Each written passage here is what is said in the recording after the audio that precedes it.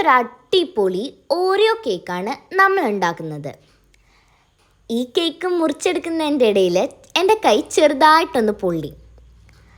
അതുപോലെ ഈ കേക്ക് ഉണ്ടാക്കാൻ വേണ്ടിയിട്ട് വെറും 3 ഇൻഗ്രീഡിയൻസേ നമുക്ക് ആവശ്യമുള്ളൂ.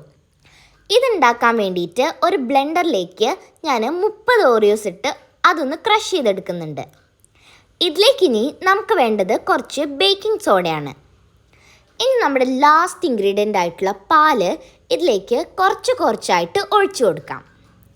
ഇനി ഈ ബാറ്റർ നല്ല കട്ടകളൊന്നും ഇല്ലാണ്ട് ഒന്ന് മിക്സ് ചെയ്തെടുക്കണം. നിങ്ങൾക്ക് വേണമെങ്കിൽ ഇത് മിക്സിയിലിട്ട് ഒന്ന് ബ്ലെൻഡ് ചെയ്തെടുക്കാം. ഇനി നമ്മൾ ബേക്ക് ചെയ്യാൻ ഉദ്ദേശിക്കുന്ന പാത്രത്തിലേക്ക് കുറച്ച് ഓയിൽ സ്പ്രെഡ് ചെയ്ത് ബട്ടർ പേപ്പർ വെച്ച് കൊടുക്കാം. ഇതിലേക്കിനി നമ്മൾ നേരത്തെ ഉണ്ടാക്കി വെച്ച കേക്കിൻ്റെ ബാറ്ററും കൂടി ഒഴിച്ചു കൊടുക്കാം. ഇനി ഇത് നമ്മൾ ഒരു 5-6 തവണ ടാപ്പ് ചെയ്തെടുക്കണം. ഇങ്ങനെ ചെയ്താൽ കേക്കിൽ എയർ ബബിൾസ് ഒന്നും ഉണ്ടാവില്ല. നിങ്ങൾക്ക് വേണമെങ്കിൽ ഇത് ഓവനിൽ വെക്കാം. ഞാനിതിപ്പോൾ ഒരു 45 മിനിറ്റ്സ് സ്റ്റീം ചെയ്തെടുത്തതാണ്. ഇനി വേണമെങ്കിൽ നമുക്കിതിൻ്റെ മുകളിൽ കുറച്ച് ഡയറി മിൽക്ക് സ്പ്രെഡ് ചെയ്തെടുക്കാം. ഞാൻ ഡയറി മിൽക്കും പാലും കൂടി ഒന്ന് ഡബിൾ ബോയിൽ ചെയ്തതാണ് ഇതിൻ്റെ മുകളിലേക്ക് സ്പ്രെഡ് ചെയ്ത് കൊടുക്കുന്നത്.